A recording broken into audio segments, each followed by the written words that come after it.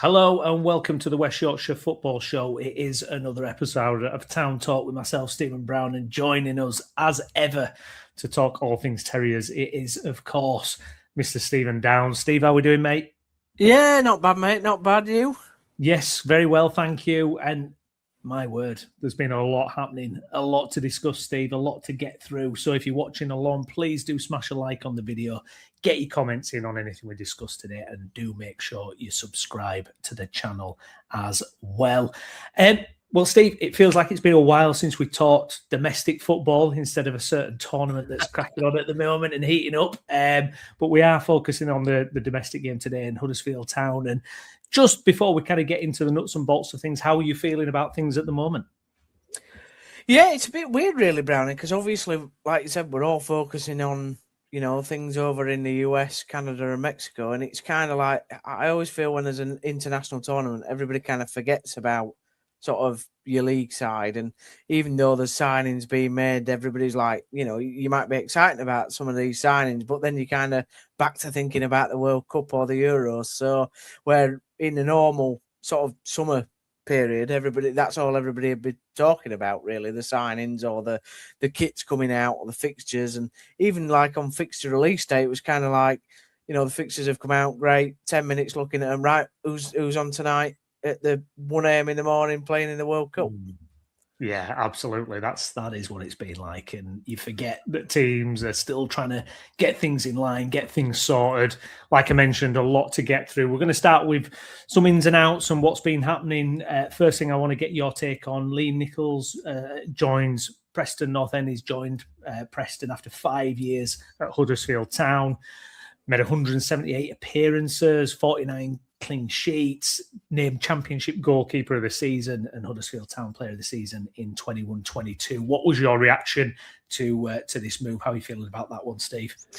Yeah, I think, it's been 5, seasons of fantastic, serviceship by Lee Nichols. I think he's been a great servant for the club. His zenith actually probably came when he first arrived at the club, actually, in the 21-22 season where, we got to that playoff final against Forest and, we were singing after every game, England's number one, and it kind of, in a way, went downhill from there, but not because of him.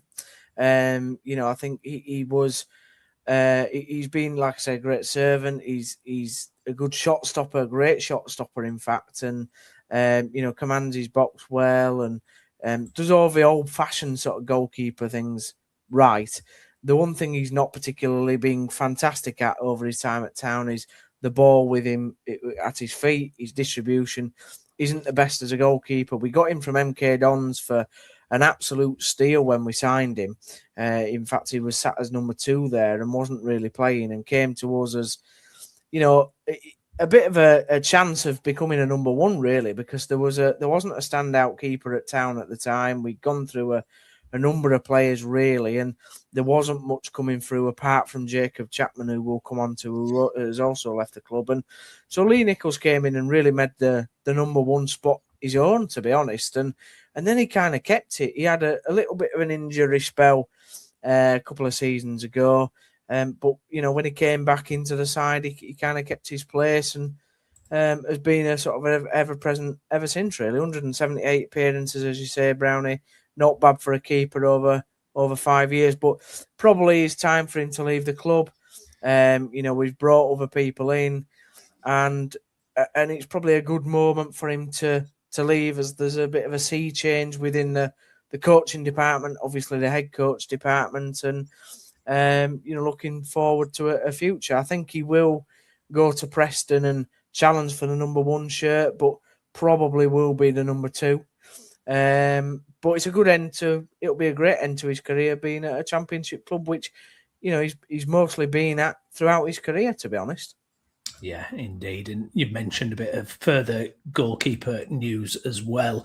And in and out, an extension for Nick Zanev, a further year that he's taken up. And of course, Chapman leaving to join St Mirren. What's your reaction to those two, Steve? Yeah, well, Nick Zanev, He's a bit of a weird one, I think, because he was brought in last season as like this third choice goalkeeper, and we sent Chapman out on loan, and I mean he ended up making, I think it was one appearance for Town last season actually, when he came on as a sub, and yeah, he's not.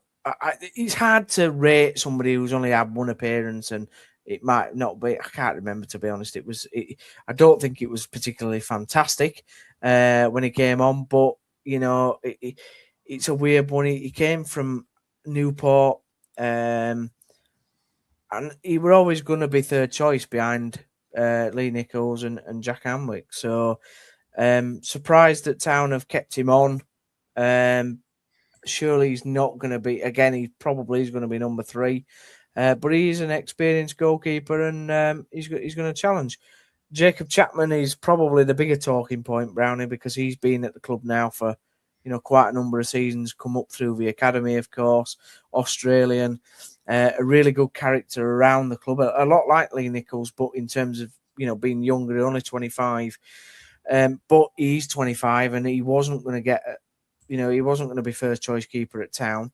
He did have a spell in the first team where people thought, right, he's going to take the number 1 spot for himself. And in fact, as it was said that Lee Nichols was going to leave this summer, a lot of people just thought, well, Jack Hamwick has come in as number 2. Maybe Jacob Chapman is going to take that number 1 spot. But the club have obviously decided to move him on. He's going to move up to St Mirren, which I hope he goes up there and has a really good career. He's a really good lad, comes across as really well. The difference in Lee Nichols and Jacob Chapman was interesting because Jacob Chapman, not as good of a shot stopper, but far better with his distribution. I remember when he did have a run in the team, he did provide quite a lot of attacks for Town because of his distribution, sending it left, right, and obviously down the middle towards Bojan. So, the question has to be asked that, he's come up through the academy, he's come up through the B team. We've sent him out on loan to Rochdale and then last season to Salford and to Crawley. He's performed quite well on those loans, particularly at Crawley and at Rochdale. What is the point in bringing an academy goalkeeper through when at 25 you're just going to sell him on anyway? So there is questions around that to be asked. I did like him. A lot of fans were a bit more divided on him. But yeah, massive changes in the goalkeeping department, I have to say, for quite a number of years. Yeah, we should say Matty Young as well, goalkeeper from Sunderland on a season-long loan as well. So yeah, lots of changes on that front. Moving in, sorry, yeah, go ahead. Just very highly rated is Matty Young actually, from Sunderland. Very highly rated. He's been in and around the England setup for quite a number of years now. So it'd be interesting to see what his style is as a goalkeeper. Fans are very divided. I don't know what your thoughts are, Brownie, when it comes to Leeds, but when you get a lone goalkeeper in, how do you feel about that? I mean, it's quite an interesting one, is it? We had Goodman last year that came in, and he started well, and then he made so many errors, and eventually left the club. As a bit of a broken man, really. It's interesting to see whether your lone keepers actually work out, to be honest. Yeah, it does feel like they're a bit disposable, doesn't it? And especially if it doesn't kind of go well immediately. Yeah. There is that temptation, isn't there? The next transfer window, it's see you later. Now, that kind of is with any loan player. But with goalkeeping in particular, any mistake is just, it's got an extra spotlight on it, hasn't it? So you can understand why clubs chop and change a little bit. But yeah, interesting one to see how he does there. Moving on then, Steve, to other areas of the pitch. Ethan Braley signing from Brentford on a 3-year contract, 22-year-old. He's played a lot of loan minutes at Exeter last season, scoring 5 goals in 100 senior appearances. How do you feel about this one? Excited, Steve? Yeah, very excited. Yeah, it's nice to see Town bringing in a young sort of midfielder that can get about the pitch. He's a robust sort of lad. Loves to get involved. I think he's he's one of these a bit like a Marcus McGuane, actually gets the ball and gives and goes, and he's definitely a workhorse in that midfield, very much a box-to-box man. Doesn't really get a lot of goals, however, he's an industrious player and somebody that Town really needed last season. We tried to get that through Cam Humphreys. I was a bit critical of Cam, although he did put in some, decent performances in the end. But we definitely need that sort of player. I think there will be other midfield players that move on, the likes of Herbie Kane, maybe Kasumu, that are similar in a way sort of players. Herbie Kane more of a passer, but Anthony Evans, of course, again, maybe needs a move. So I really like Ethan Brealey. I really liked him when we played against Exeter. He played really well, particularly on the home game where I believe we drew 2-2, and it caused us real problems with Jaden Wareham up front, obviously, for Exeter, another player that I'd really like Town to sign, but we haven't got bags and bags of money. So, yeah, I'm really pleased. Brownie, actually, 22. His best years ahead of him. Could become a bit of a Town stalwart for years to come, hopefully. Yeah, absolutely. Two biggish names to discuss here as well. Dion Charles joining Blackpool on loan. Scored 4 goals in 55 appearances for Town. How do you reflect on his time at the club? Yeah, Dion is a player that I think probably won't go in the worst Town side ever, because there have been worse players. However, he's quite close to the squad list. I'm not going to lie. It's just not worked. We signed him from Bolton for £750. 750 grand, sorry, not £750. He probably was worth 750 quid. But it's just never worked out. He was probably getting to the point at Bolton where his best years sort of were behind him. Scored a lot of goals at Bolton, and we thought, when we signed him and Joe Taylor up front were going to be the magic to send us up, and that just never happened. An industrious centre forward that does a lot of running, but his quality is so poor. He rushes chances. He's not good in front of goal. He doesn't hold the ball up particularly fantastic.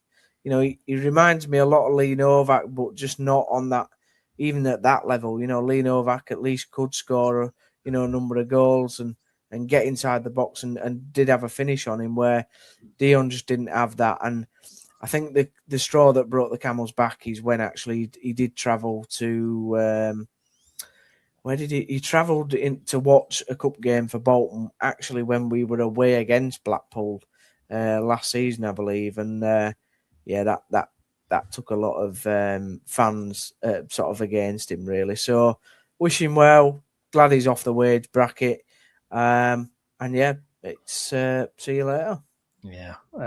The other big name, obviously one that it never got going, Alfie May. Obviously, you did a video on the channel when he left at the time, but just when you reflect on that whole kind of situation and what was expected and hoped when he arrived and what unfolded, not worked out. Stephen is joined Doncaster Rovers on loan. No, it's one of them where I think we waited a season to get him off Birmingham. We then paid 1.2 million. Again, a player that we thought that we were going to get, and he was just going to fire us to promotion. Bringing him and Joe Taylor in at the same sort of time. I mean, Joe Taylor had 6 months on that, but when Joe Taylor came to us, he wasn't really fit. So we thought a summer of Joe Taylor getting up to speed and then Alfie May coming in would be the ticket, and it just didn't work out at all. They can't play together. They'd like to do similar things. We then tried him again with Bojan up top and didn't really get going there, and we moved him around a lot of positions, whether that was on the right or the left or even at number 10, and then sometimes he plays number 9, and he didn't work. The experiment didn't work. He obviously, if anybody has read about the article that has come out in the press about and obviously we're not going to comment on it, but things have happened behind the scenes which have not been particularly nice for the lad, and that's probably had a part to play as well. And I think Alfie May will be always remembered for the man that got sent off twice, one for a reckless tackle at Wickham, which we then went on to lose 3 or 4-0, and obviously pulling the hair of Casey Palmer. He's not going to be known at Town for scoring goals, he's going to be the man that's known for costing us a lot of money and getting sent off in the process. But I think one man that I've actually missed on the notes, Brownies, we have also brought in Ashley Fletcher. So, with Town bringing in Ashley Fletcher so soon from Blackpool, ironically, where we have sent Dion Charles, then sending Alfie May and Dion out, I think Town have done decent business there in terms of getting a solid centre forward in and getting two lads out that either probably didn't want to be at the club or just needed a fresh start in total, really. Yeah, no, fair enough. Off the pitch, then obviously Martin Drury, he's the man tasked with getting things going and moving at Huddersfield Town. And there's been some coaching additions and movement kind of behind the scenes. Do you want to talk us through some of the things that have been happening off pitch and staff addition wise? So just obviously, Martin Drury and John Stebb were announced quite early on that they were going to be taking over. I think everybody kind of knew that, and I know that there's been a lot of conversation about whether that's the best thing for Town, but that's yet to be seen, obviously. It was said that he was going to add to his backroom staff, and we have done that in Dale Tong as assistant head coach alongside John Stead, and Anton McElhone, I think. McElhone, yeah. It's hard to say. As head of medical and performance, obviously that is somebody that we've kind of brought in as new, because over the last few seasons, I'll be honest, Brownie, the injury record at Town has been horrific, as I've spoke about on the podcast a number of times. And hopefully his experience, I believe he's worked at a pretty high level with a number of teams. His experience will be invaluable in that area, and hopefully it means that we'll get less injury problems in the next season. The other change, obviously, it's kind of not a change and it is a change, but there has been a new role created for John Worthington as I've got to get this right. What's his title now? Director of Player Development. Yeah, Director of Player Development. Academy Director as well. Still. Yes. So he has been Academy Director for a number of seasons as Worthy, alongside now Jonathan Hogg and a number of other people that are working at the club, and they've obviously decided that there is a pathway, hopefully, from the academy starting to open up, where some of these lads need a bit more development in between going to the first team and coming from the academy, and that's kind of where John Worthington has been. He's shown to be good with the young players, bringing them through, and hopefully that can continue. And I think it's all about marrying up the plans and development from being an academy player to going into that first team environment. So it'll be interesting to see how that role sort of progresses as the season goes on. Yeah, indeed. Getting to some transfer rumours then. First one I want to discuss with you, Ilias Bronkhorst, the 28 Dutch right back, has been linked. Do we know much about this guy, Steve? What are we thinking there? Brownie, we know absolutely nothing about. We don't really know a lot, mate. It's so interesting down because get it in the comments. Tell us what you know about this guy. Yeah, we love a Dutch player at Town, even going back to somebody like Karl Eiting a couple of seasons ago. But of course, we've had recently Ruben Ruskin. We've had trying to think. We've had a number of players anyway that have had Dutch heritage, over the last sort of 10 years, and it's interesting that this is again another market that Town seem to love buying in. This lad, as far as I've known and have watched on videos, likes to get forward, loves a tackle. I think it was 16 yellow cards last season, so he loves a tackle, and that's about it. Brownie, really, he's one of these players again that you come in and you don't really know a lot about because he plays in the Dutch league.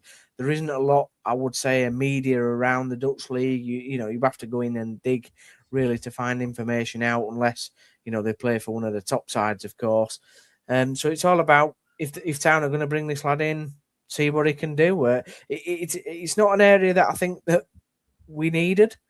We have got quite, we got Gooch and we've got Sorensen at right back. So does that suggest that one of them's going? I don't know. This lad also apparently can play up front. So I mean, it's quite a variety in positions, isn't it? Right back or up front. Yeah, you don't normally see that, do you? Yeah. The other one that's been linked that we were going to discuss, although I do think he's actually very close to sealing a move to Sheffield Wednesday, so maybe we won't spend too long on him, is Harry Gray. Obviously, I know well from the Leeds United Academy, part of the Gray dynasty. Steve, a striker, was on loan at Rotherham last season, and he's kind of taking the plunge into men's football and trying to get that experience. He's highly rated. Obviously, we know his brother Archie is down at Spurs. A lot of promise. I mean, although it does seem close to Sheffield Wednesday, you never know for certain. But are you excited at that as a potential signing there, Steve? Yeah, I mean, it's a rumor that doesn't seem to be going away off Twitter, so there's definitely something seems to be in it. There's a lot, his name has been mentioned on multiple occasions by I would say, reliable sources. So it has said to be between us and Sheffield Wednesday. I suppose it all depends who offers Leeds the most loan money and all that sort of thing, really. Yeah, that's it. Any other transfer rumours or any other bits and pieces you're hearing through the grapevine there? Not really, no. I think the ones that we've discussed have been sort of, that were on the cards to happen. The big one is still whether Joe Taylor will be sold. I'm less doubtful that, and hopefully that won't happen now that we've shifted out Alfie May out and we've got, we've managed to get rid of Dion Charles. Reece Healy's also left the club, but that was always going to happen as well. So I like to think now Joe Taylor is more likely to stay. I'd like to see more done in the midfield area, to be honest. We need wingers. I mean, depending on how they're going to play, we need 4 wingers. I mean, that's where that's what I said last season. We need we've got the big centre forward now in terms of Bojan and Fletcher. Though Fletcher's game, he said he isn't his heading game, but he's a big centre forward that can hold the ball up and bring people into play. We need wingers. So that's what I want Town to go out and do now. There is a suggestion that Bolker might leave. I think that would have to be for a decent fee, 350 grand to 500 grand, I think. And that's at the moment about it, Brownie. Really, there's these things always come in waves. I think you get a lot of activity, and then you get a few weeks of silence, and then another bit of activity. You know what I mean? Yeah, indeed. Good stuff. Well, let's take a look at the fixtures then, which were obviously announced. So we'll pull up those on screen now. Steve, in terms of a general look at the fixtures, the opening month, not the worst. I think more one of your favourable kind of run-ins along with maybe the final few games as well, but a particularly tough spell, September to early November. But generally speaking, what are your thoughts on those fixtures there, Steve? Yeah, I mean, you look at it, don't you? And, the opening one, Wimbledon at home. I always like to be at home on the opening day. I don't know about you, Brownie. I think it's good to kick off the season at your home ground. And obviously, we played Wimbledon, ironically, on the last day of last season when we won 4-0, I think. So, that'd be really good. I think, obviously, then you look at MK Dons. They've just come up from League Two, and, of course, Cambridge as well. Town should be looking for if we want to, again, try and get to the playoff positions or top 2, we need to be looking at 9 points out of 3 games from the off, really, to get us off to a good start. Like you said, then you go into sort of the end, mid-September, end of start of August or October.